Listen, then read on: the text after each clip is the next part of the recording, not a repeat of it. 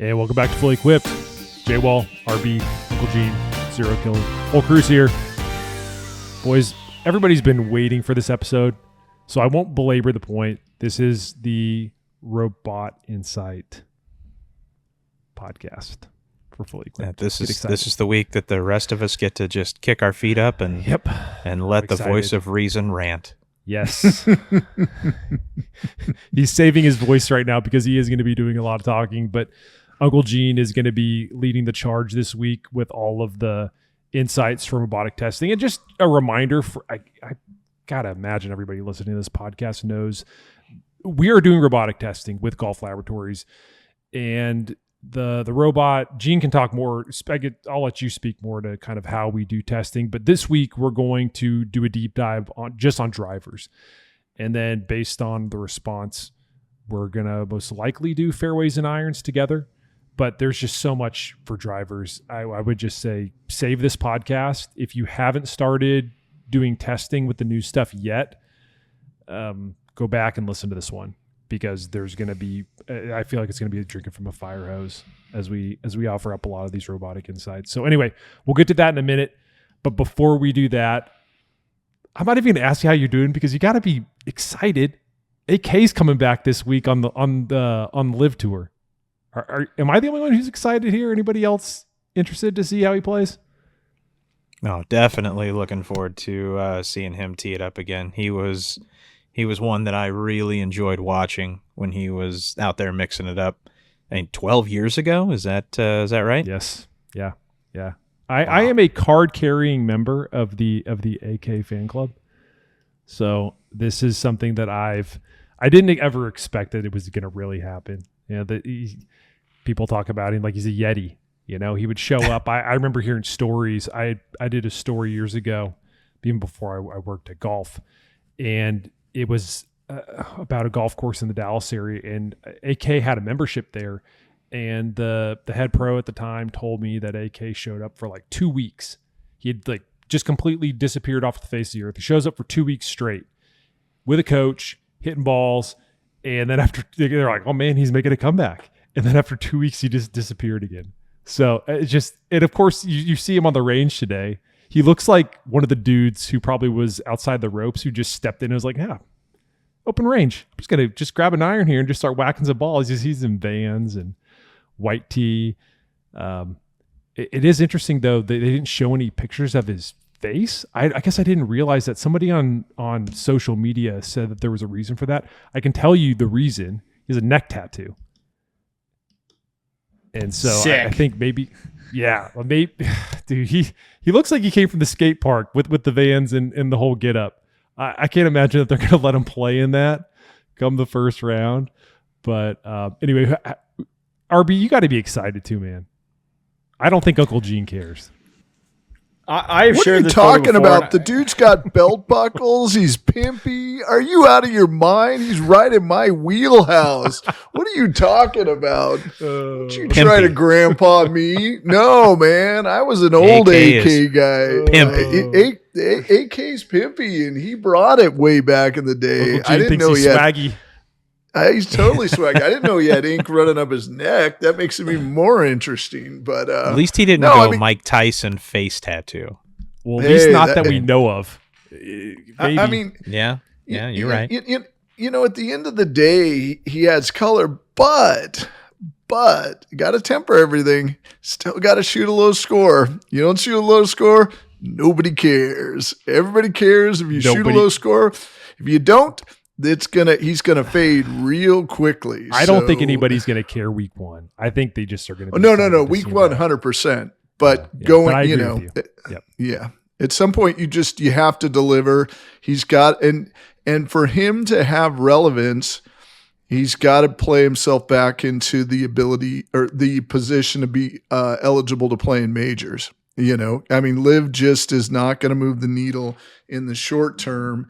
And so he's got to be able to do that. And at 38, if you're a betting man with all those years of rust, I really hope he does just for the game because I think he's a great character. But as a betting man, I wouldn't take that bet. okay, so got like a million things, and I don't want to go long because I could say a lot. But anyways, one thing would be, I'm a big AK fan. I've shared the picture before. I'll share it again. I don't have hair in this photo. It's from like 2009. It was the first time I ever had a media badge for a PGA Tour event at the RBC, or at the Bell Canadian Open at the time, at St. George's Golf Club. And it's me in this like really bad Nike polo with AK. And I have this white Puma belt, and I love the photo. I got photos with Samuel L. Jackson, and it's probably inappropriate for media at the time, but I didn't really give a crap. I was like, can I get a photo? So AK and Samuel L. Jackson the same week. It was a big week for Mr. Barath. Let me tell you, that young guy was pretty pumped to go home and share those photos that he had to get developed at like some crappy, digital camera he had. But anyways, number 2, I am excited for it. I'm very curious, like a lot of people, curious in a weird way about like what clubs he's playing, which I'm sure we'll be able to spot on like Getty Images at some point. Looks like maybe a Paradigm driver. Just the question I have before we get into the robot stuff is, because of Gene, we're talking about finishes. If you had, because I know, 13 teams times 4 team members. Say like over plus under some wild like, cards. Over under 40th place. Let's just say that. Does he finish? I was going to say 35. 35. I was going to say, okay, over under 35. Well, no, I would set the over under at like 35 and a half. And to be honest, I'm taking the better finish than 35 and a half, because you got to remember, we're playing in Saudi Arabia. There's a bunch, honestly, Westwood, GMAC, these guys. Yeah, I'm going over. That's fine. I'm an optimistic man. And so optimistic. I think that over a better finish than 35th. Someone call that delusional. That's fine. And I'm the card carrying member of the AK fan club. RB's took me to shame. Trust me, I want to see him succeed. I really, really do. But for sure. First competitive event in 12 years. No fans. No weird press conferences over in Jeddah, King Abdul Economic City, whatever it is. And I just think that it's going to be like pretty low key for him, which is probably where they want to do it. And then he comes over to whatever. I don't know if there's 2 events. I'm not familiar with the live schedule. As you can tell, I don't really care. But I care about watching this, or care about seeing what happens. And if it's this and then comes to Miami, honestly, if your first event's in Miami or Vegas, it's going to be insane. So I think this for him is a good opportunity to get his feet wet. And look, there's not a lot of things that I haven't done in 12 years in front of a lot of people that I'd be like, man, that's pretty sick. I'm going to get on my skateboard and go drop into a half pipe somewhere. But overall, pretty pumped for this, and I'm excited to see what happens. But I'm, again, cautiously optimistic, but optimistic nonetheless. Yeah, I guess what is he playing? He's got 3 weeks. Is he 3 weeks on with Live? Is that what they're saying? He's got at least 3 weeks. Yeah. His third event would be Miami. We might actually have to. We might actually have to make a trip to a Live event. Is it before the Players? Because then I might be able to make that happen. But anyways. No, it's actually the week before the Masters. Okay. All right. So we'll figure that out. We'll figure that off, scene. We'll figure it out. Anyways. Yes. But actually, you just mentioned the Masters, and speaking of majors, I think this is really important. Actually, had someone reach out the other day, saying that we missed the weird transitions there. So I'm going to take full hold of this one right now when we talk about majors, and that is for anyone out there, if you've been listening, you've probably been aware of, or maybe you haven't. Nonetheless, we have something at golf.com called Inside Golf, where you get a ton of benefits, like a free dozen Strixon golf balls, $20 to spend at Fairway Jockey, and a subscription to Golf Magazine, which also includes something very cool that I know I've shared in the past, access to all of the back issues. So we're talking back to the original issues of Golf Magazine. You can go online, you can go through the archives. It is a blast to check all of that stuff out. But one of the other things that we are doing with Inside Golf is curating bucket list experiences. And the most recent one that we are doing is a 3-day, 2-night stay at Pinehurst, 2 weeks before the U.S. Open. So, you're going to get to experience a lot of what's going on in the town just leading up to the year. So obviously the stands and all that stuff is going to be up. And this experience includes rounds on number 8 and the newly opened 10. It also, you get to tour, not going to play it, but you get to tour number 2 with the architect, with like being able to go around that golf course and really get a behind the scenes look of what's going on with that event. Because I mean, look, having been able to play it recently in the fall, being able to stand on those greens and be like, go back and then watch highlights, be like, this is actually kind of insane. And you're going to get access to all of that with Inside Golf.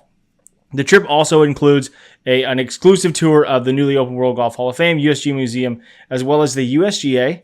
For you fully equipped listeners, you're going to nerd out on this one, Club Testing Center. Hey, Gene, do they got one of their robots over there? You can tell me after I finish this bit, because I'm really curious, because I bet you they do. But anyways, you can go to golf.com/Pinehurst Experience to book your spot. Book now. Get $1,000 off the original price, and bring yourself along. Bring yourself a friend. Trust me, there's a ton to do in Pinehurst. And again, go to golf.com/Pinehurst Experience. Check it all out there. You can see the whole itinerary. We have a lot of stuff going on. So hopefully we'll see you there. Hopefully you see both of us there. That'd be nice. I can think of a few things I could do in that town that don't involve golf and doesn't involve partying either. Don't get me wrong. There's a lot of really cool things to see down around in that area. So, fingers crossed, I'll get the invite as well with everyone else. Yeah. Fingers crossed. We'll see. All right. Well, let's get down to it. This is a robot testing podcast. Always has been. Always will be. Uncle Gene, we did robot testing the end of last year. You did it at your testing facility. We ran all the drivers through testing, but we had a little wrinkle this year that we didn't have in the previous 2 years, which was instead of just testing a 10.5 degree driver for each one of the models and running a 9-point test, we tested all the lofts, which I absolutely love, because this actually does something that we've been talking about, which it highlights that in some cases at 95, with the attack angle and the way that we have this test set up, sometimes different lofts actually work better for some of these drivers. So let's kick things off with the why and the testing protocol, because I think people are going to be listening to this wondering, how exactly do we run the test? What's the robot doing? So give us kind of the Reader's Digest version of what the heck we're doing with robotic testing. Sure. So first off, here's the way to think about it. They call them SKUs in the industry. And so you could have like the, let's just take, for example, the AI Smoke Max. It's got 3 SKUs. It's in 9.5, 10.5, and 12. What's interesting about it, and we've seen, and I've talked to designers about it, sometimes they will tweak a lower lofted or a higher lofted model or a SKU in the same model to get a little bit of a difference performance advantage. So the reason that I bring that up is when we talk about this data, we look at like an 8 degree dark speed LS differently than we look at a 9 degree dark speed LS. We treat both of those as separate. And by doing so, we're able to look within the family and see how the performance characteristics are, but we're also able to compare that as each individual club in, say, the LS category, in the overall performance category. So it expanded our universe pretty dramatically, but in doing so, I think we got a lot more insightful information than we have in years past. Now, to kind of back up, 36,000 foot view, everything's at 95 miles an hour. Everything is at a 0 attack angle, and you swing on an arc. You swing down, you square up ideally at impact or right around there, and then you swing up on the other side. Down is negative, 0 is at the bottom point, and then up is positive afterwards. The reason that we test at 0 It's a neutral setting, and it allows us to do a complete comparative analysis of launch, spin, direction of all these products. We test at 9 points. We test center, toe, heel, high center, toe, heel, low center, toe, heel, and we do 6 shots. So we get 54 shots per each SKU. And in doing so, we get a totality of data. So it comes out and says, this club launched at 9.5 and spun at 2,400.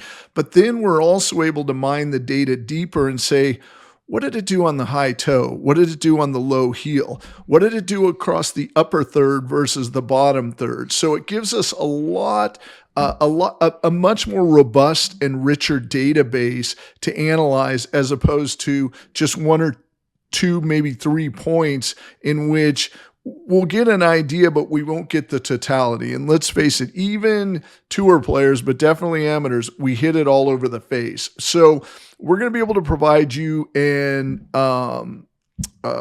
J-Wall and RB are doing a great job in, releasing this information, but we have this wealth of information as to the performance characteristics. And what I'm going to recommend with, what we're going to discuss here is to think about your game. If you haven't had a chance, either get fit or go on a launch monitor and find out what your tendencies are. And then you can re-listen to this and see which one of your tendencies these clubs would potentially benefit, because that's the key, is matching up your tendencies. And to be honest, a lot of players don't know their tendencies, and there is information out there right now that can provide that. What we're going to do is hopefully give you a buyer's guide kind of overview that allows you to go in and come in with some questions, and then, plug for Kris, get fit. Go to someone who knows what they're doing. But everybody, I often say in golf, we don't sell golf equipment. We sell the elimination of buyer's remorse. And I know that's a mouthful, but the reality is nobody wants to walk out after having purchased a $600 driver and feel like they made a bad choice. And so what we're trying to provide you with is enough information so that when you go in, you can be knowledgeable, you can ask the right questions, and you can also try products that you have heard about on this podcast or read through golf.com or Golf Magazine. So that's the reason we're here. That's the reason we do what we do, is we want to be your buyer's guide. We want to be able to present this data. So that being said, let me jump in. And what I'm going to do first is give an overview. As I've been babbling on and on and on since the beginning of the year, this is the year of the driver, hands down. Almost everything we saw had superlatives in it. There's really not a bad product out there. And better yet, and the thing that I think, and Kris can probably attest to this, there is product differentiation. They're not all good in the same category. They're good in different categories, and that really gives the buyer a lot of options, as far as getting a driver and fitting it to their game. So let's start with launch angle first. And these are overall trends in the industry that we saw. Some of the lowest launching products were the PXG, the TaylorMade, and the Cobra. All of those products had real low, and this is, generally, like, as I look at this list of launch angle, obviously the 8s and the 9s are, prominent, but there's also some 10.5s in the, I kind of break it off the top half and the bottom half. And then on the other side, some of the higher launching products, and we're going to get into this in a minute, were the Callaways, especially the AI Smokes. They were, and the Cobra Dark Speeds. They were really high launching. So if you're looking for something low launching, the TaylorMades, the PXGs, and the Cobra Dark Speed LS was another really low launching. If you're looking for some of the higher launching, the Callaway, especially the AI Smoke Max, the Ping G430 Max 10K was up there as well. As far as spin, no big surprise.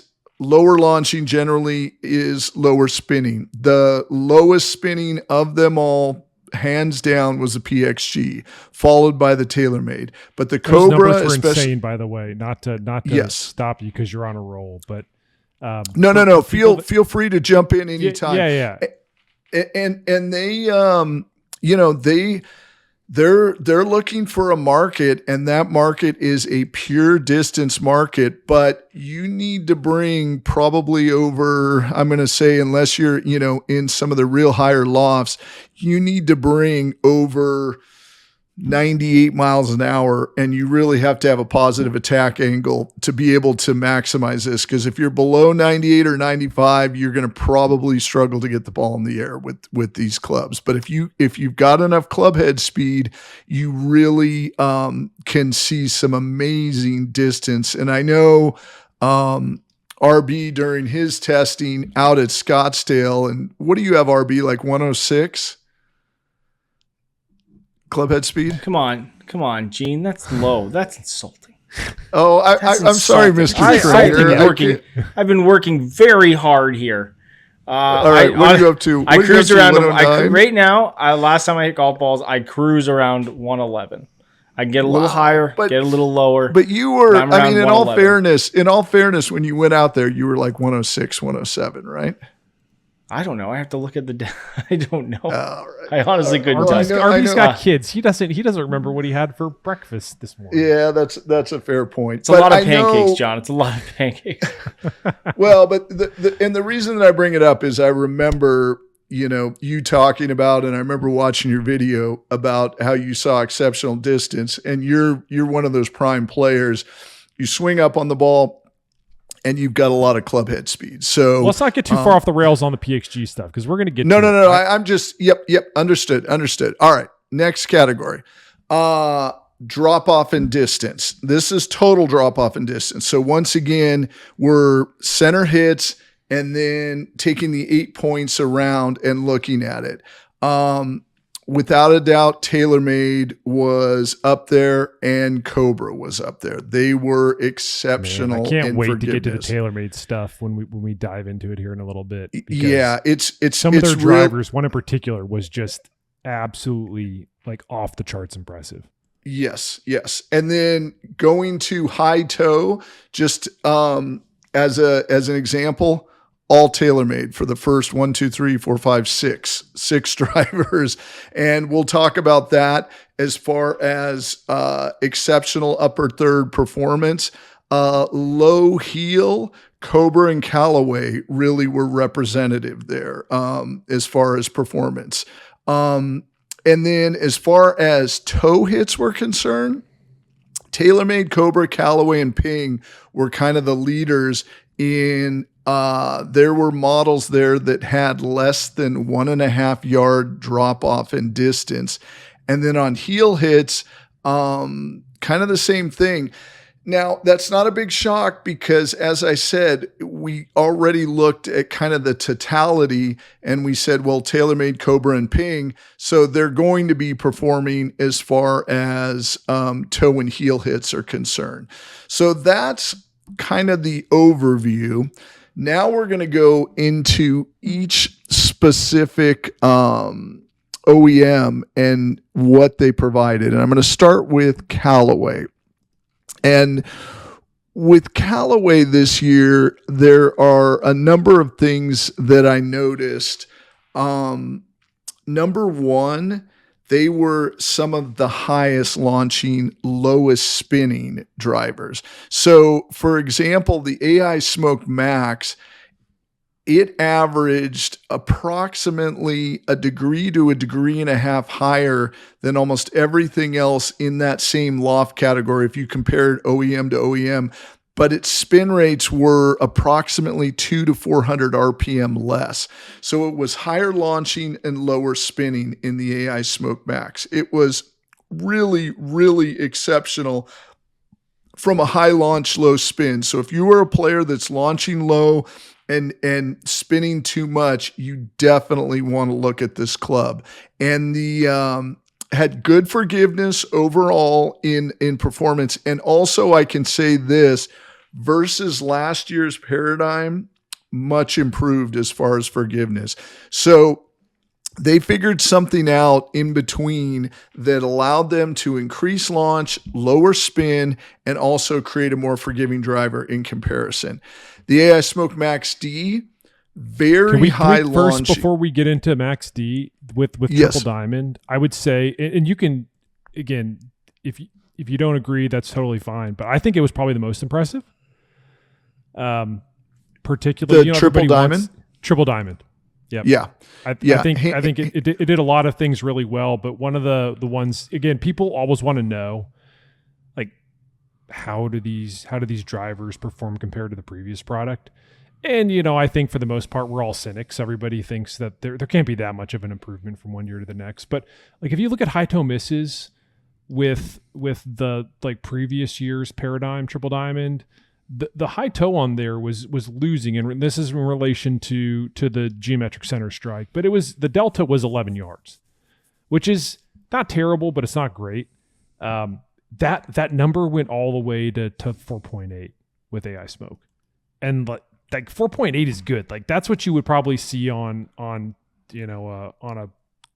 more of a max forgiveness driver head. So I think we saw it on some other low spin products, and we'll get to that in this pod. But yeah, I do. I think that it's a great, because everybody wants to try the low spin stuff that they see out on tour. And this year you can.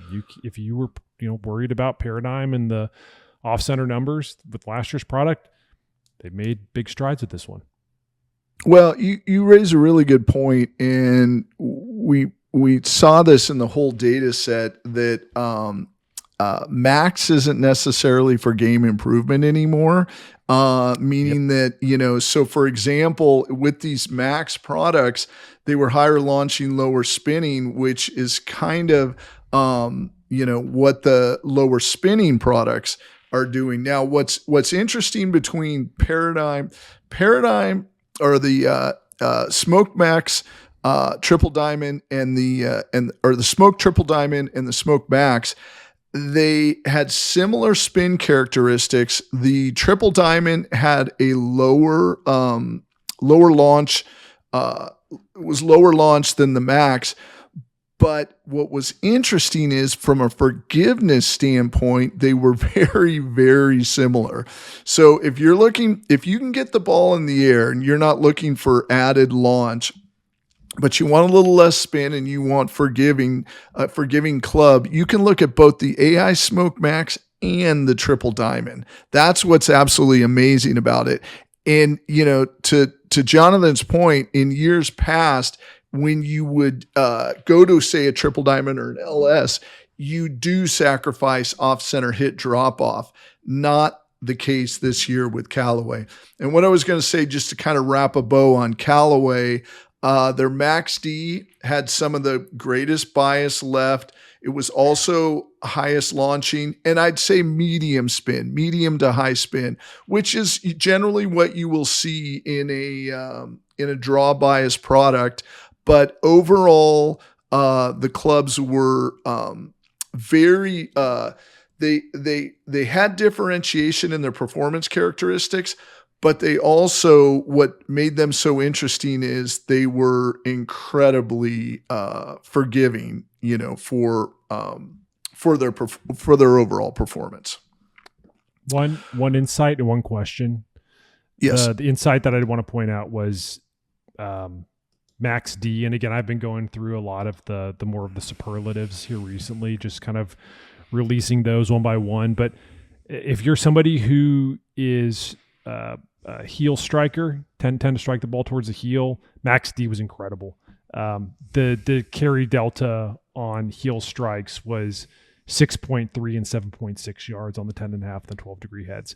And we're just like, to kind of put that into perspective, we saw some drivers during testing that were upwards to like 25 to 30 yards of distance loss on heel strikes.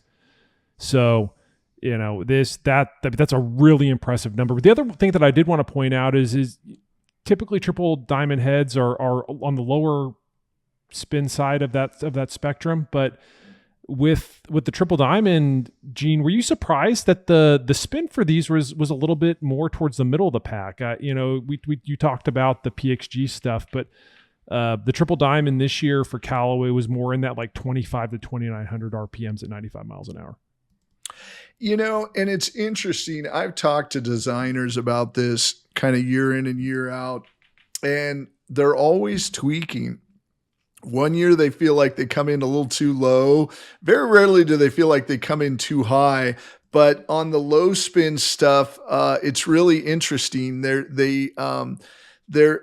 always nervous about that floor and hitting it because of the, if you don't generate enough club head speed, that ball falls out of the air. So what was fascinating to me, like I said, was how similar the spin characteristics were between the Max and the Triple Diamond.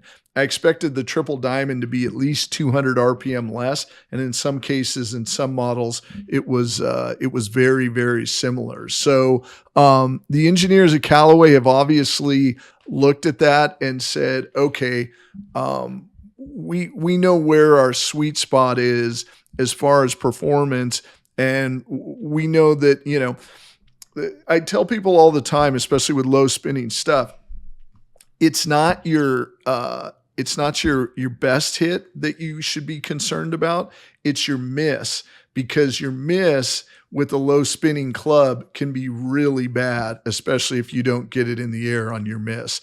And that's the thing to be concerned about. And they obviously are erring more towards that kind of low to mid as opposed to really low. All right. Next, we have bantered about this. Cobra comes next, Gene, in the alphabet. Thank you. We have bantered about this. Thanks for stepping on my line. We've bantered about this for years, the LTDX and how there it is. There's your bingo. That's your free square on the bingo card for the gear episode, LTDX. And we've talked about how it was a unicorn driver. The Aerojet unfortunately didn't quite live up to that billing, but it was going to be hard to, because it performed so well.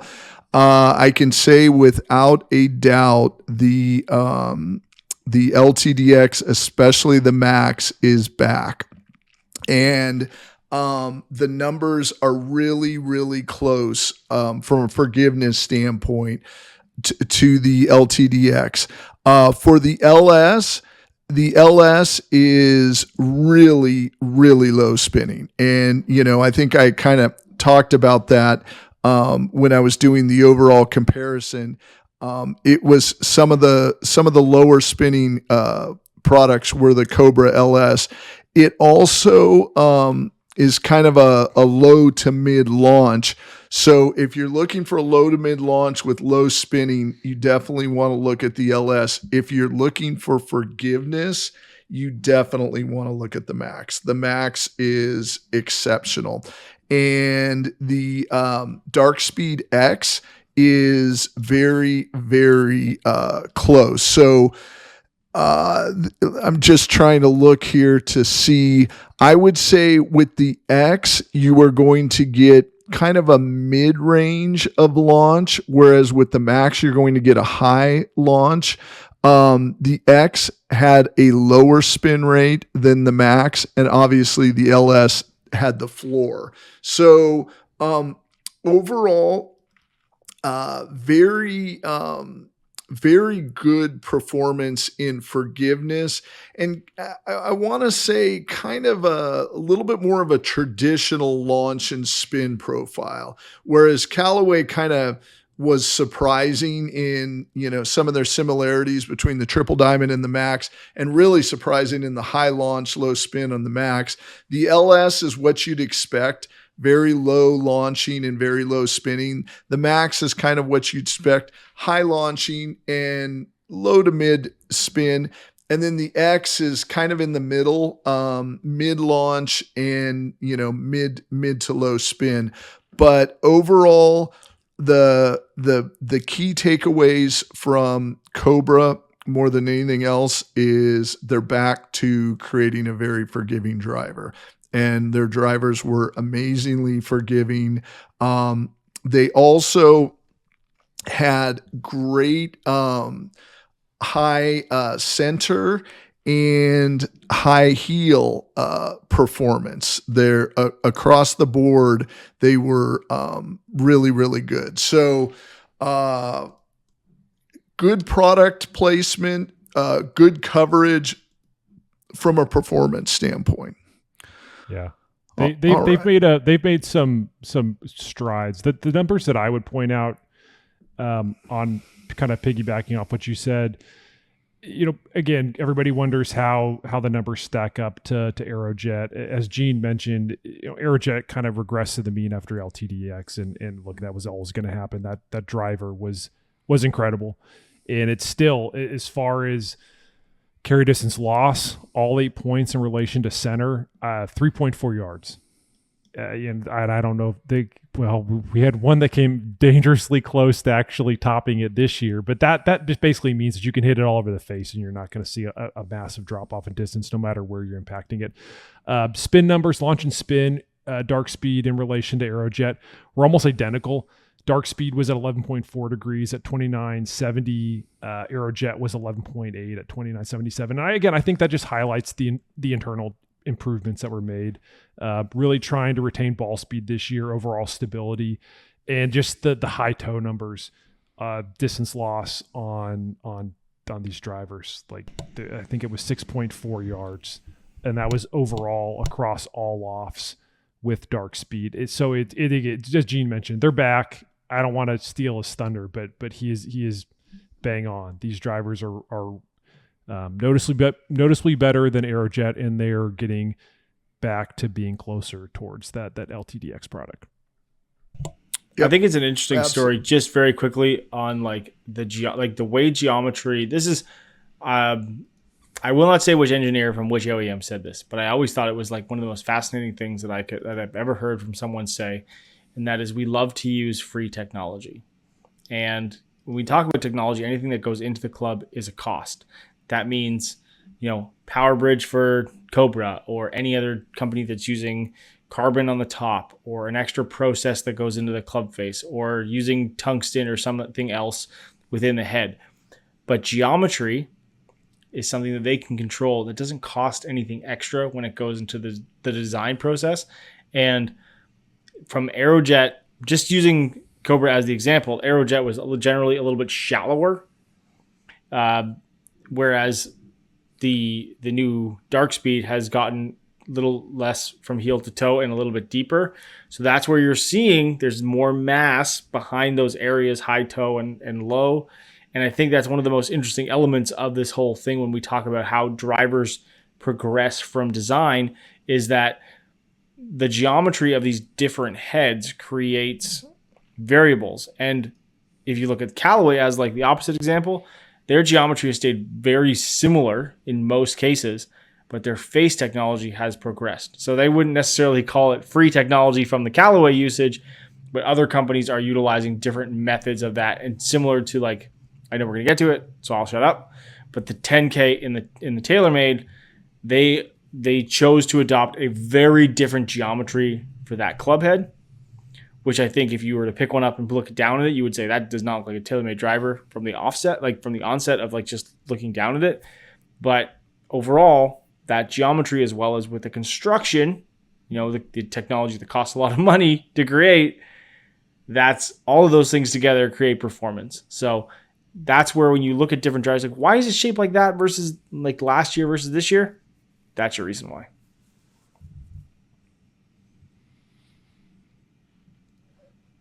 All right, moving on. So next up, we have Mizuno. So Mizuno had two models, STG. Did we forget Cleveland? Oops, I'm sorry. My bad. All right, we had one Cleveland in the group. It's tough when you have one club because it is, and I wasn't gonna like. We could have done it at the end, but yeah, let's get. I mean, Cleveland did have something really cool with theirs as far as the dispersion, Gene. Yes. As far as the dispersion was concerned, with Cleveland, they were incredibly accurate, and they had good drop off on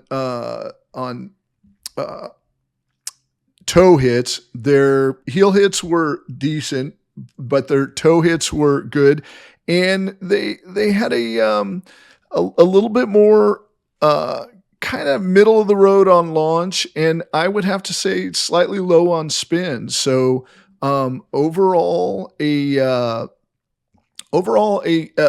solid performing driver. Let's just put it that way. The challenge was there was just one model, so it was tough to do kind of a. But they did have the best. They did have the tightest dispersion. And they did have the tightest dispersion, hands down. Yes. 5.1 yards. That's really freaking impressive. Yes. It was. Yeah, it was a very, very straight driver, without a doubt. Yeah. Without a doubt. And I think that's what everybody wants. They want a driver, sure, you want distance, but you want accuracy. And, 5 yards off center line, that's really freaking good. So no, it is, especially when most drivers, on off center usually average, 15, and 15 still is solid. So, 10 to 15 is kind of the industry norm. So yes, you are right. My apologies to Cleveland.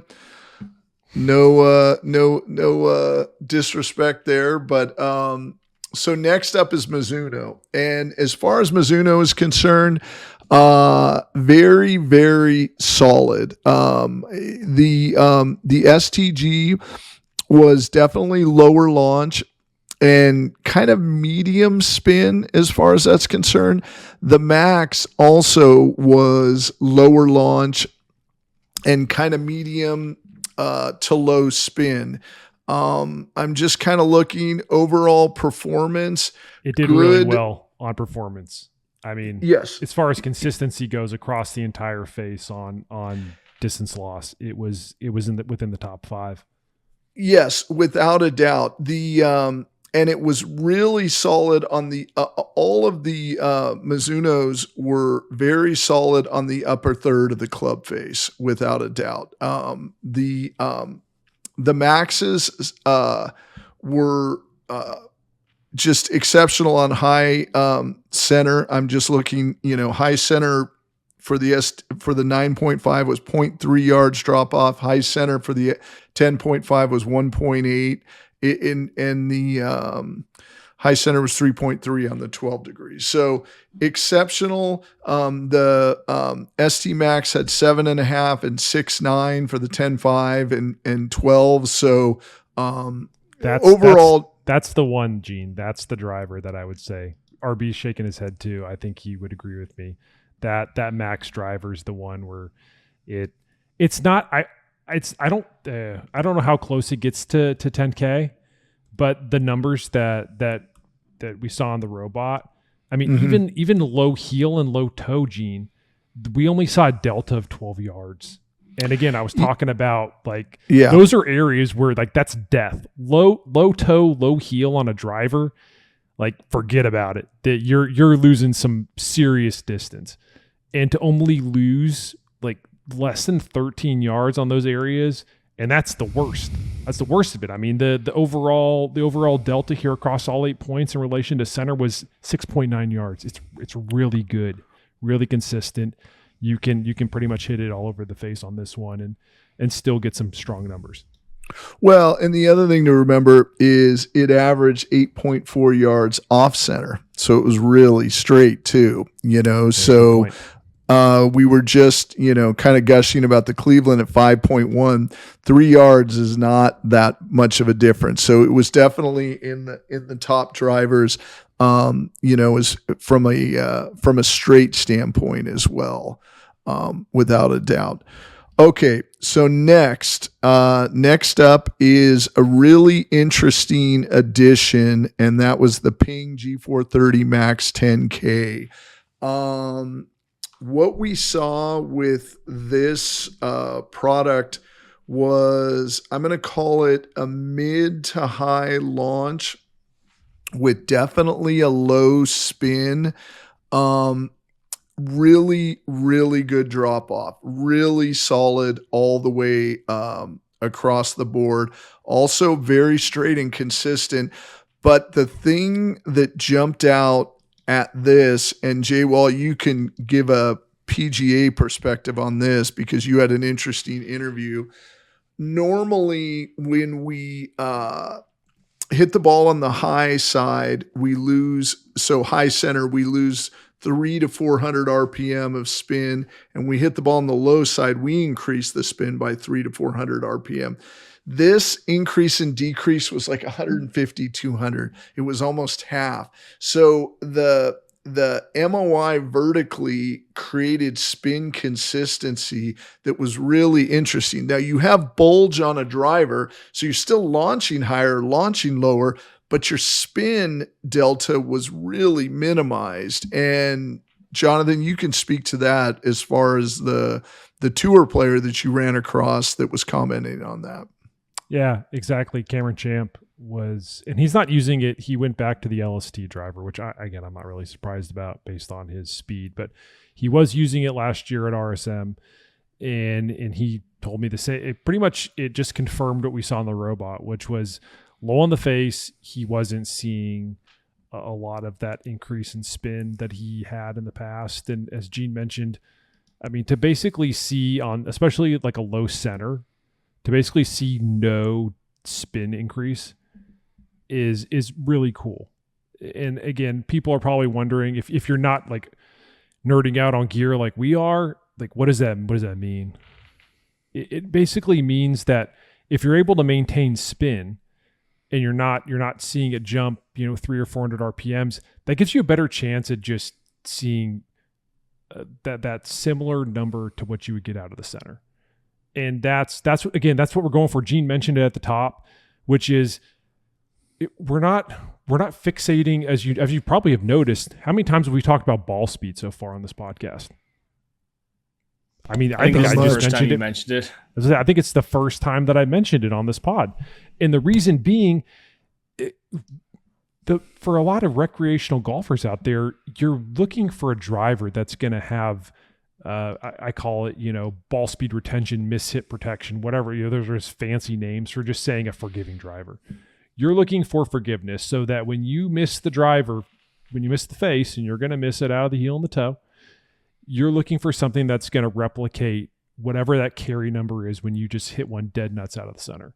And the closer you can get to that on your misses, the happier you're going to be, because you're not going to have to worry about the big miss or 20 or 25 yards, maybe even 30 yards of distance loss on a miss.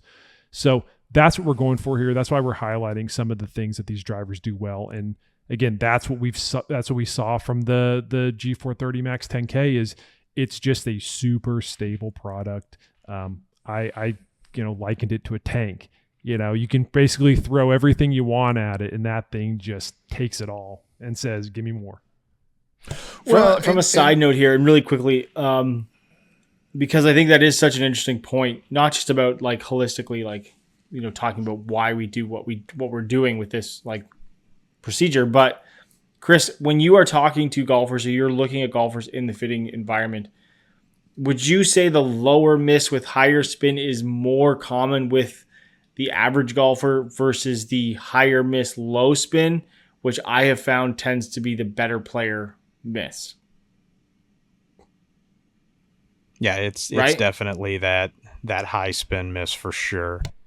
Hey, the majority of people out there that are struggling, with impact position on the face or dispersion downrange, low on the face, whether it be towards the toe or towards the heel, generally starts to show up more than anything high on the face, which, you would almost think would be opposite, since the majority of players out there are more steep through impact than they are creating a positive angle of attack. But I mean, we'll see players, especially that intermediate to higher handicap player, that will just wear out the low heel of a driver. And like we had talked about, there's a couple drivers out there that really excel for that miss pattern. But then there is another group that if that is your miss, it's about the worst piece of equipment you could possibly put in your hands. Yeah, I think the key to back to ball speed, and Kris, you can probably weigh in on this, is ball speed is simply a function, for the most part, of being optimized from a fitting environment. In other words, if you're spinning too much or not launching high enough, it doesn't matter what the ball speed is off high toe or low heel. You're just not going to hit it very far because you're not optimizing that club. And so much of ball speed is related to getting a club that is optimized for your specific swing so that you can maximize that energy transfer between club head and ball. Yeah, and it's a conversation that we have pretty regularly, as far as if you take just a round number, 100 miles an hour of club head speed should produce 150 miles an hour of ball speed, but depending upon the dynamics and strike location, you can get some very, very different results. So going back to kind of what RB was saying, if that player is striking it low on the face with high spin versus somebody that's striking it high on the face with low spin, like the overall carry and distance total, the threshold between the two is going to be a pretty large delta. So the overachiever is going to be more in that category that misses, if you're looking at the face in quadrants, slightly high toe, versus the underachiever that is going to be striking it low heel. So if you're introducing the club at the same 100 miles an hour, that high toe striker is going to see closer to that 150 miles an hour of ball speed, whereas that low heel striker might see something in the neighborhood of 141, 142. And then that's presuming the face is square. So there's all kinds of different variables that go into it, in addition to strike location on the face, and then also how these different products respond to those strike locations. Well said. Well said. Before we jump to the PXG, again, this is a Max product, so everybody that's playing a G430 Max is obviously wondering, like, how does this driver compare? Do I need to upgrade to the 10K? If you look at like the distance decrease across all three lofts, they were really, almost identical. I think the 10K, the distance loss was like 8 yards, and that was comparing like geometric center to the other 8 miss hit locations versus like 8.7 for the G430 Max. So they're very close. Again, as we like to say, within the noise, but it really just comes down to it's a more consistent driver than the Max, and that's going to come down to spin. And just, some of those other areas on the face. If you look at like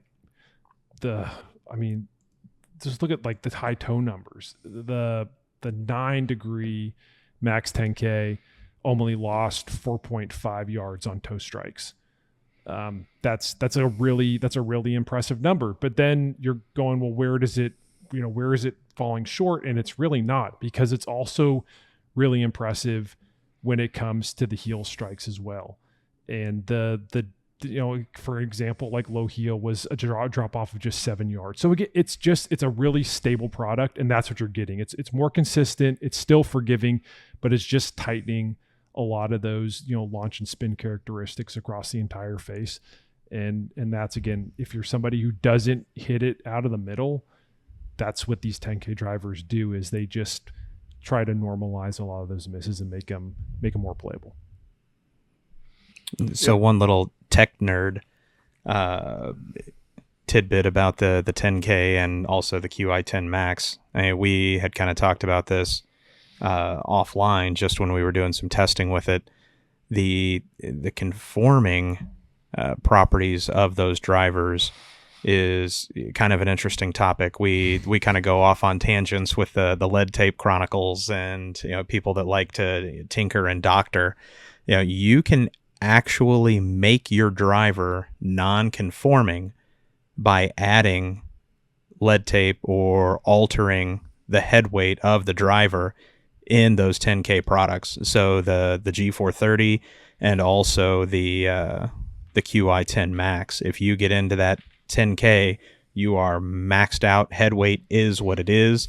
So that's something to keep in mind if you start to tinker with these heads, is if you're playing anything competitive or if you are playing any sanctioned events and you're somebody that likes to throw some lead tape on there or use a little tour sauce in the hot melt form, that is a big no-no with these guys. Now, good news for the club builders out there and the tinkerers at home.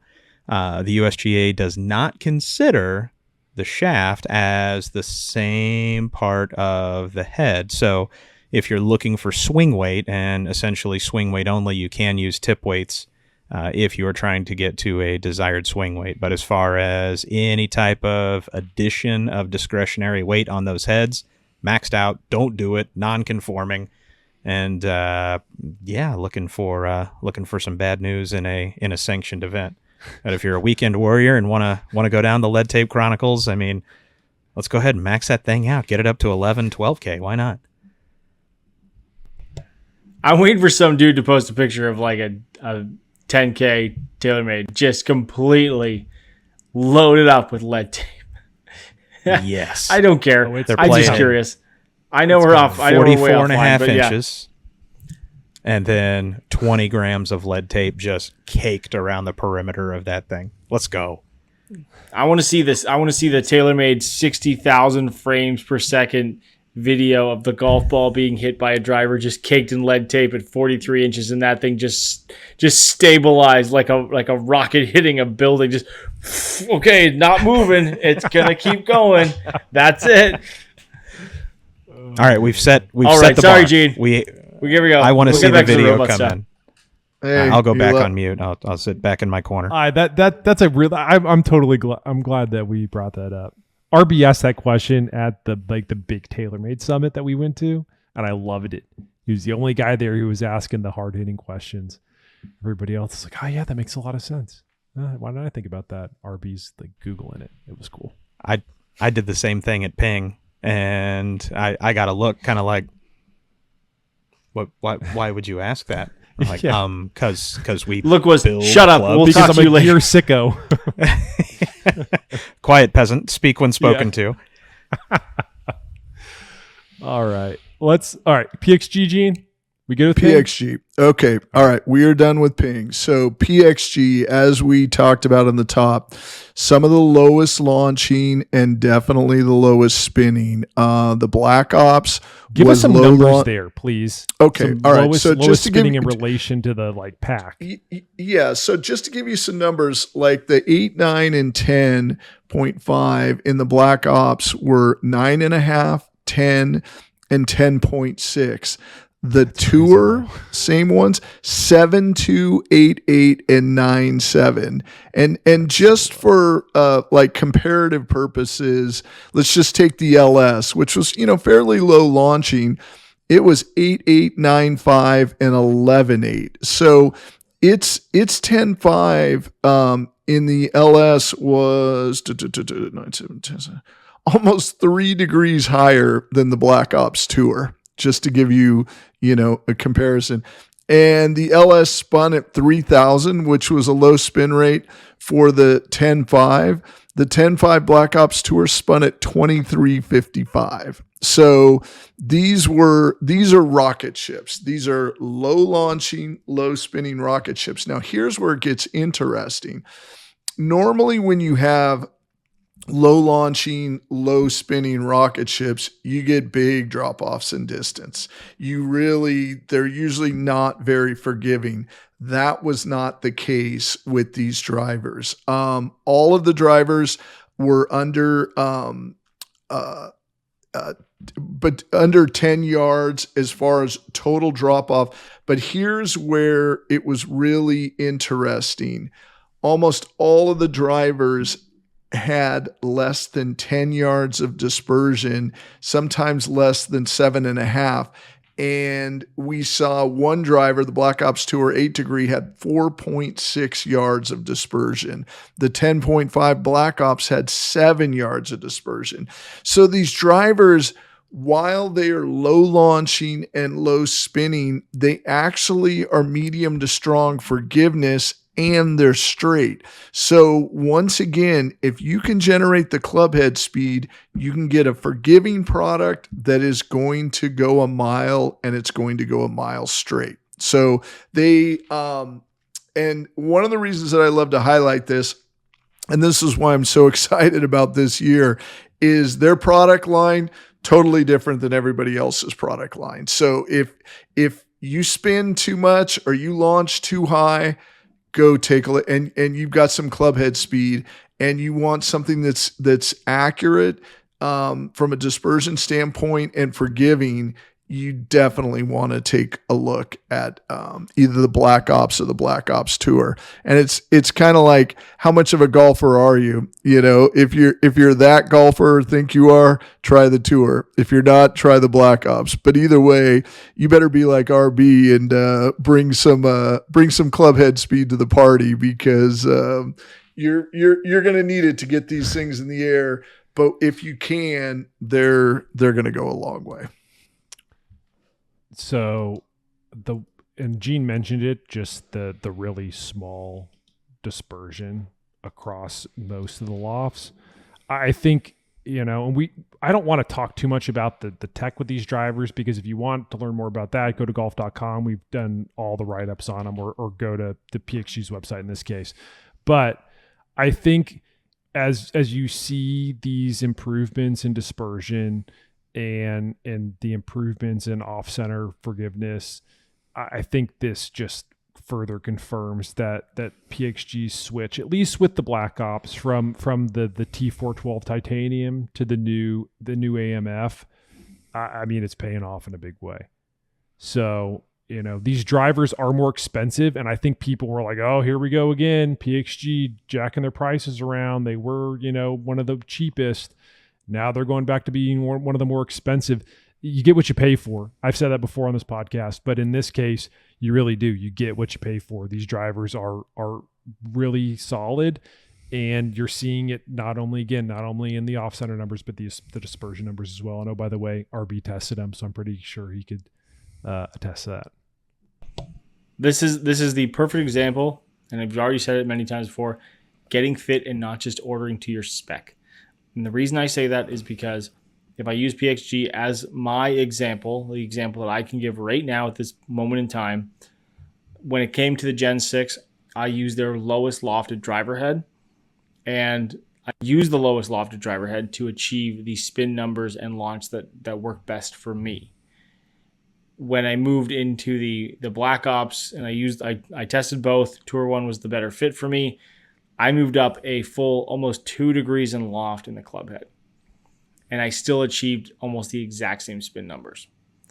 So just when we talk about why it is so important, and look, when people ask, sometimes they're like, if I get last year's driver and I get this year's, and I get fit for last year's driver and I want to save some money, I buy last year's driver instead.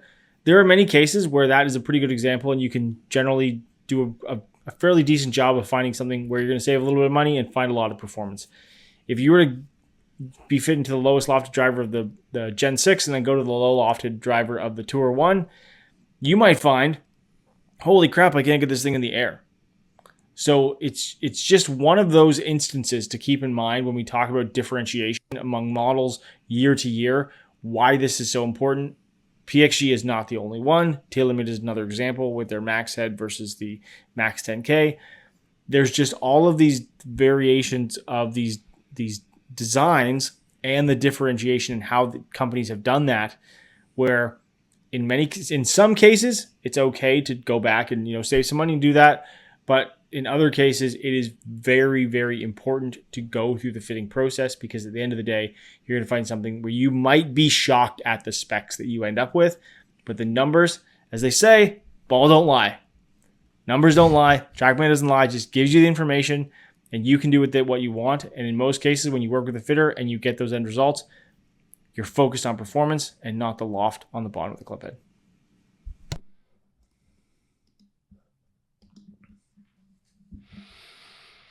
There we go. All right. Ready for the final? Yeah. Saving, in this case, I feel like saving the best for last in some ways. It's up there. So, we've talked about on this pod, we've talked about the history of TaylorMade. I've been fortunate to watch them for now 34 years, and they've always innovated. They've always pushed the envelope, and whether it was weights, whether it was bubble shafts, they've never rested on their laurels. They've always believed in kind of like Apple. They just believe in redesign sometimes, not continuing legacy, but just totally go in a different direction. And they did that 2 cycles ago with carbon, and they went away from titanium and went to carbon. It was a really bold move, really risky move.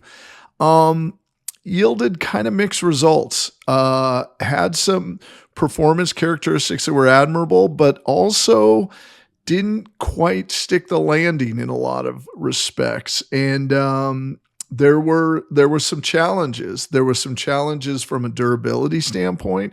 There were some challenges from a performance standpoint. There were some challenges from a consistency standpoint. They were creating a whole new category of clubs and doing so in a very, very competitive environment. And so we had the Stealth and the Stealth 2, which, and we've talked about, they had their attributes, but overall, nothing earth shattering and some inconsistencies along the way. I can say without a doubt that has changed dramatically with the QI10 series, and the QI10 has brought TaylorMade back to the fore as far as being an industry leader. Their technology was exceptional in one specific area that I'm going to start with, and that's drop off and distance. They had some of the best drop off and distance, especially in relation to their Max and QI10 products, of all of the products. Maybe ever in the history of our, and we haven't been doing this for decades, but in the years that we've done robot testing, probably the best we've ever seen. Yeah. It was really good. It also so once again, remember, we test center toe and heel, which laterally are kind of in the middle, upper center toe and heel, and lower. So let's just think of the club faces kind of quadrants, mid, high, and low. As their upper performance, if you buy a QI10, tee it high and let it fly, because their drop off and distance, in some cases, they're like the QI10, for example, high center, it was actually 2.7 yards longer on high center than it was. What do you attribute that to? Simply optimizing launch and spin. So even though you had a slight decrease in ball velocity, your launch and spin characteristics were such that you had a longer overall distance.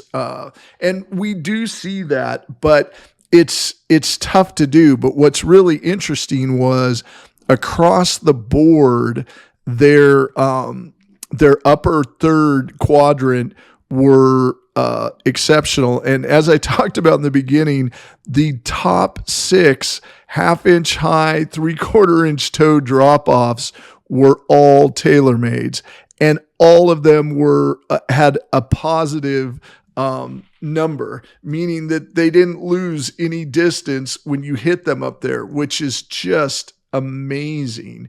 And it is, and once again, normally when you do that, you go, okay, great, but you're really going to take a beating when you go low.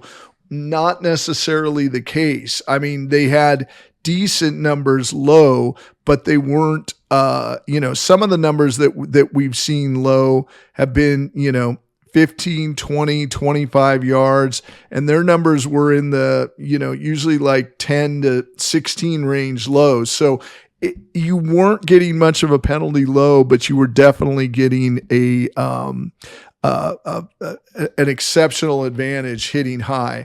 They also were very, very straight products as well. We didn't have, they were just consistent. They weren't the straightest, but they definitely were some of the most forgiving. But that straightness combined with forgiveness really creates a solid family between the QI10, QI10 LS, and the Max. The one thing that I will say about the line overall that we saw in all of the products is they're a little bit more on the lower launching side and a little bit more on the lower spinning side. So in comparison, for example, let's just take the Max 10.5 AI Smoke Max, it was 12.4, and the QI10 Max was 9.9. So, just to give you an idea, and the G430 Max was 11.9. So everything was a little bit on the lower side from a launch and spin perspective, but incredibly forgiving and also pretty straight. So, a real kind of really good coverage of the overall characteristics. If you draw the ball, you might want to look at the Max, but even that, there's a lot of tour players looking at the Max because they like the low boring and low spinning characteristics. If you really want low spin, the LS was right there with like the Black Ops. It wasn't as low as the Black Ops Tour, but it was really, really close. It was, I would say, next to the Black Ops and the Black Ops Tour, it probably came in third. So it was one of the lowest spinning products. And the QI10, kind of lower launch and low to mid spin. So really, really solid across the board from a forgiveness standpoint, a directional standpoint, and kind of a boring trajectory. That seemed to be the theme for that family for 2024. Yeah, I think if you go back to last year with TaylorMade, the elephant in the room is the face construction and the durability as it pertains to the durability. I heard from a lot of golfers last year, and Kris, I'm wondering if you heard the same. Heard from a lot of golfers last year that said that they were going through. Some of them were going through 2-3 Stealth 2 heads, just because they were having issues with the face caving in on those drivers, and some people were wondering if TaylorMade was going to backtrack and go back to titanium. Because like this face, what's going on with it? Why can't it just be durable enough for me to just have one driver? And if you look at what they've done with this driver, they did make some improvements around the face to help with that overall durability. But man, if you want to see an OEM just like step up and say, I mean, you can't really complain about this driver. Like in the years past, people were talking about the carbon face. This driver was, in my opinion, and we'll get to kind of which drivers impress us the most, because I am curious to hear from the crew. But these drivers were just, they blew me away when I saw the numbers. And the one in particular, and this is what I love about what we did this year, where we tested all lofts. And I'm just looking at like the 10.5 degree QI10 Max, the average distance loss, carry distance loss on the 10.5 degree head was 7.9 yards. Pretty good. But if you go to still at 95 using our testing protocol, it goes to 3.5 yards. And that's when you start to get into that unicorn number. Because as I mentioned, the LTDX that we've been raving about for years, the average, the delta there was 3.4. So it's basically 0.1. That's the difference. It's right there as being that unicorn driver this year, that QI10 max in the 12 degrees.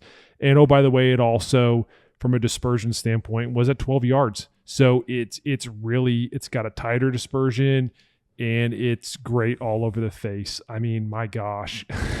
I mean, Gene, did we even talk about on high center on that 12 degree head? I mean, you gained 5 yards. Yeah. It wasn't just that. It was the same thing on the max. You gained 5 yards, and on the 10.5, and so and on the 9 you gained 0.1 yard, and on the 10.5 LS you gained 3.2 yards. So it was what was interesting. What was interesting about TaylorMade for this product cycle is they definitely had a bias towards the upper third of the club face, but you weren't really sacrificing much on the lower third of the club face. So that's where I think they've finally figured it out, how to maximize the carbon. You raise a really good point, and it remains to be seen from a durability standpoint. I'm guessing that, they've done some pretty robust testing to make sure that, they're not returning the product. But it's definitely, they're definitely worth putting in the mix and trying, because they have a lot of amazing attributes this year.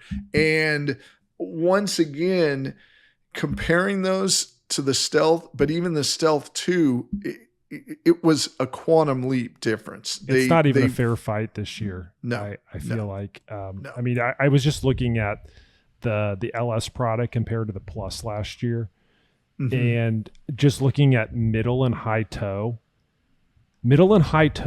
distance loss on the Stealth 2 Plus was 12 yards, an average of 12 yards on those two locations. With the QI10 LS, same 10.5 degree loft, it gained 3.5 yards. So I think TaylorMade, as you said, made some quantum leaps this year. I mean, Kris, what's been your experience so far with the QI10 stuff? I mean, we're talking about it, and I mean, basically gushing about it, but have you been seeing something similar in your testing experiences with the people that have been coming through to try out the new QI10?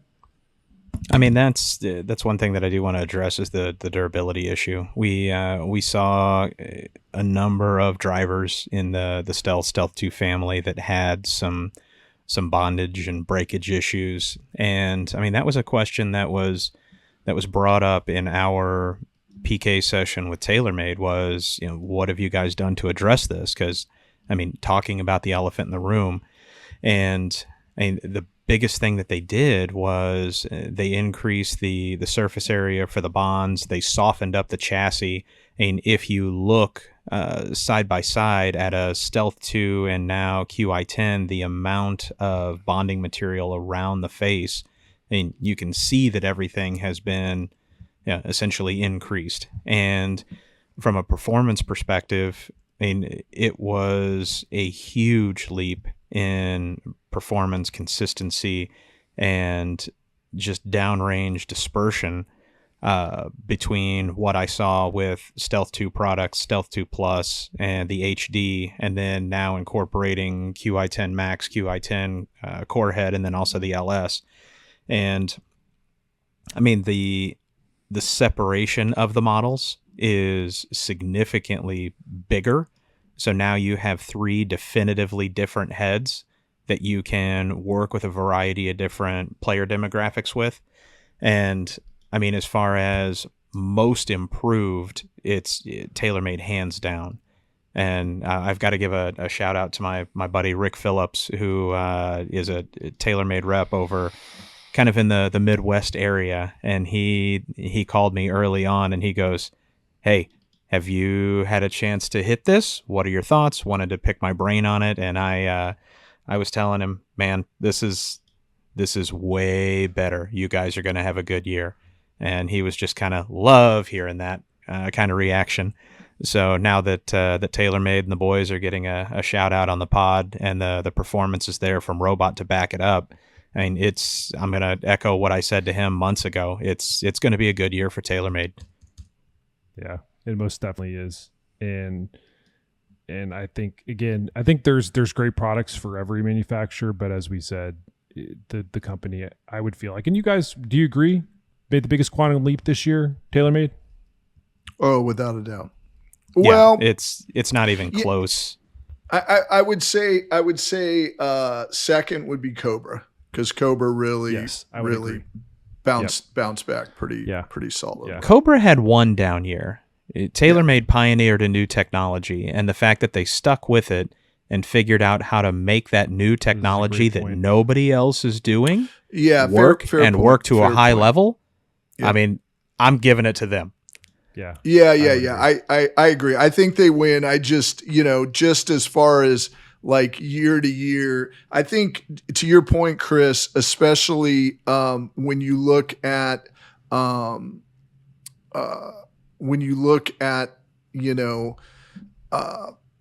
the history of TaylorMade, you can definitely, say that they've had the biggest bounce back without a doubt. Yeah. You know what it makes me think of? And maybe it's because I've been watching like the Drive to Survive and like the way that cars have upgrades during the season, is that some companies, they like to progress and they do things like one after the other. And that's great. Like there's nothing wrong with that. And like we do see this progression of technology, but there is still this like consistent desire to kind of stick to like what they know. Whereas I feel like TaylorMade in some cases are like one of those F1 teams are like, listen guys, screw it. We're throwing on this upgrade and we're going to see what happens. Okay. And in most cases, and in a lot of cases, there's the step, and then there's the kind of like, okay, we got to figure this out again. And then there's this big step. And I think this is one of those instances where they've brought all of these different things together and they've made that step. And it's actually from an engineering, from a consumer perspective, it doesn't mean stuff that before was bad. They're still making steps. They're still making progress. What the difference is that now they've gotten to this point where it's like, okay, we're bringing these things together. We got one heck of a fast car. Maybe I'm just excited for the newest Drive to Survive series. But either way, that's how I look at it. I love that you say that. You know what I think about as you're talking about this, RB, is this is a great way for Tomo to go out. Tomo Bystedt and a lot of people are like, who the heck is that? So Tomo oversees the now known as the Carbonwood division at TaylorMade. And little birdie told me that Tomo is stepping away from his role at TaylorMade and will be assuming a role over in Japan with Adidas. So they're whoever takes on that role at TaylorMade is gonna have some massive shoes to fill. But I love the fact that in year 3, as Tomo, this was kind of his last one with TaylorMade before he steps away, that he nailed it. Like QI10 is great, and we've talked a lot about it compared to the other OEMs that we've discussed. But again, they made such a massive leap this year that you have to give them their due. 100%. Anyway, 100% would agree with that. Yeah. All right. So to wrap a bow on Robotic Driver Insights, that was a lot of fun, guys, and we're going to do it again with the fairways and the irons. If you had to go through all the products that we talked about and pick one in particular that you want to say is it, and we're not going to ever say the best, because that one club's not going to work for everybody. But what's the one that impressed you the most? What's the one particular product? Oh, I absolutely hate this question. Man,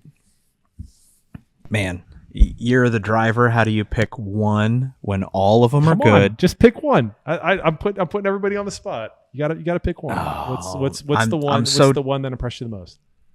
I'm so torn between Triple Diamond and the QI10 Core Head.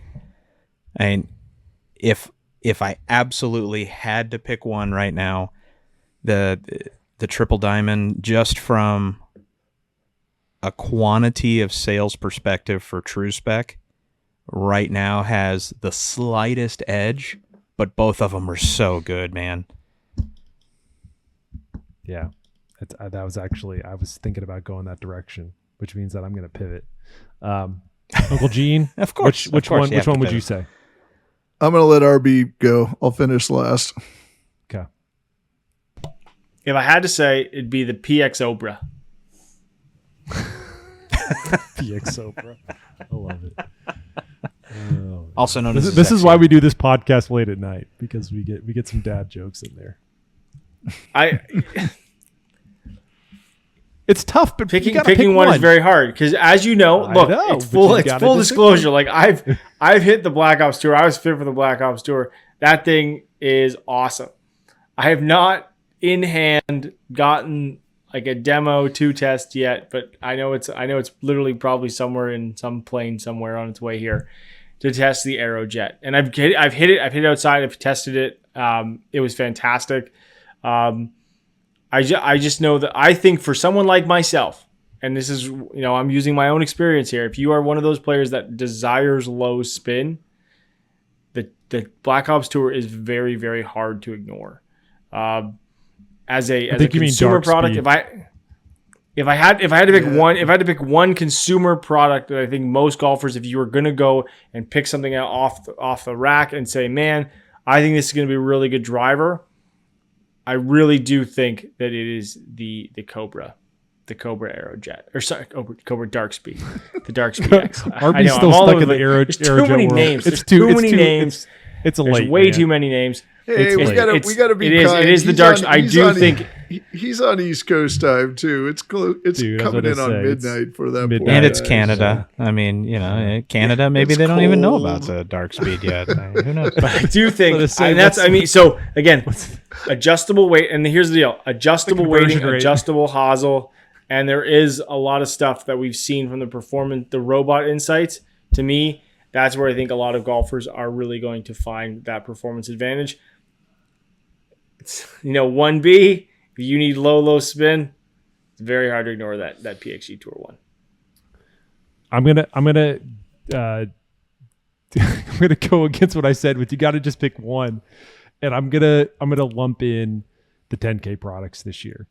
This is a big story as manufacturers started to trot out the marketing speak around their new drivers, this magical 10K number, 10K MOI, and like sometimes these stories fall flat, and other times they actually live up to the hype. And I think this is one of those times where the 10K story lives up to the hype. If you look at in particular, the G430 Max 10K and TaylorMade's QI10 Max, those drivers were really special during robotic testing. And I think that they are worth the price that people are going to have to pay for them. And that's ultimately what everybody wants to know is it really worth it? And I think based on the numbers that we saw, they are super stable products. They are going to allow you, if you're somebody who's just inconsistent with your contact, it's going to allow you to have more fun out on the golf course. So I think that while this is the year of the driver, I think this is the year of the 10K driver, and it lives up to the hype, and it's worth the money. So there you go. So I will, my, the thing that impressed me the most, and once again, there are a wealth of choices here, but the one that was exceptional to me was the AI Smoke Max. It was so high launching in comparison to everything else and so low spinning that I think it's going to be an interesting club. Back to kind of what Kris was talking about, especially, those players that have negative angles attack and hit down on the ball and really need to get the ball up and reduce spin. I think you're going to see some exceptional performance out of it. And it had lower spin numbers or equal to the Triple Diamond. And, the Triple Diamond was really a forgiving. It would be a 1B for me, but the AI Smoke Max is the one that really just kind of caught my eye from an overall performance standpoint. When we were getting ready to start this episode, I was terrified that we were going to go 3 hours talking about drivers and just ramble on. And somehow, some way, we figured out a way to keep it to 90 minutes. That is amazing. This episode was packed with insights. Big thanks to Gene for leading the charge. But this was one of my favorite episodes. And again, if you're getting ready to start making purchasing decisions, go back and listen to this pod. There's just so much in there. And if you have any questions, make sure that typically I say, like, shoot me a DM, shoot us an email. But you know what? Instead, why don't you call and leave us a voicemail on the Fully Equipped hotline? The phone number is 602-935-4974. Again, that's 602-935-4974. If you have any questions on these drivers, we're going to get to them in upcoming pods. I think next week, what do we want to say? Do we want to go right back into it and do fairways and irons next week, boys? We got to know how AK plays first, right? Yeah, we'll see. We might do it next week. We might do it the week after that. I'll be at Bay Hill next week, so maybe we do. Maybe we'll find it. We'll figure it out. But anyway, leave us a voicemail if you have any questions on the new drivers, and we'll answer them in a forthcoming episode. With that, let's wrap episode 230 of Fully Equipped. As always, if you want more gear goodness from us, check us out on our social channels. We are at Fully Equipped Golf on our new YouTube page and on the Instagram. And we are at fully_equipped on Twitter, because I will never call it X.